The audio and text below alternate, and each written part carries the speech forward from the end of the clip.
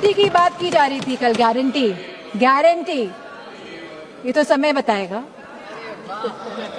ये तो गारंटी की बात कर रहे थे। बताइए, आपने गारंटी नहीं दी थी कि आप आय दुगनी करेंगे हमारे किसान भाइयों की? क्या आपने गारंटी नहीं दी थी आप वन पेंशन लेकर आएंगे हमारे नौजवानों के लिए जो शहीद होते हैं? क्या आपने गारंटी नहीं दी थी कि आप 2 करोड़ लोगों को नौकरी देंगे?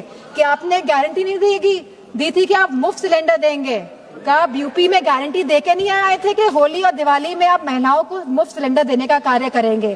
क्या वहां के आवारा पशुओं को आप उनकी जो समस्या है उसको सुलझाने का काम करेंगे? आपने नोटबंदी में भी गारंटी दी थी कि आप आतंकवाद को खत्म करेंगे।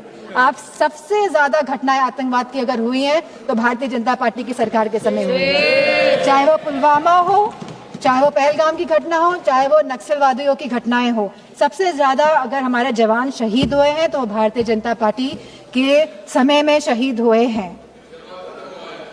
नक्सलवाद खत्म हुआ, लेकिन आप शहीदों को शहीद का दर्जा नहीं देंगे, पेंशन नहीं देंगे आप। बात करते हैं।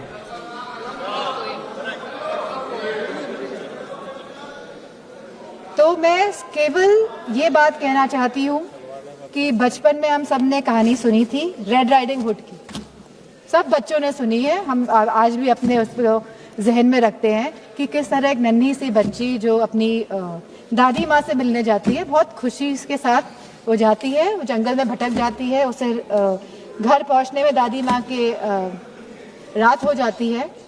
और जब लड़की पहुंचती है तो हम सभी जानते हैं कि दादी माँ तो वहाँ नहीं होती है, लेकिन वहाँ पे कौन होता है, तो ये हम सभी जानते हैं।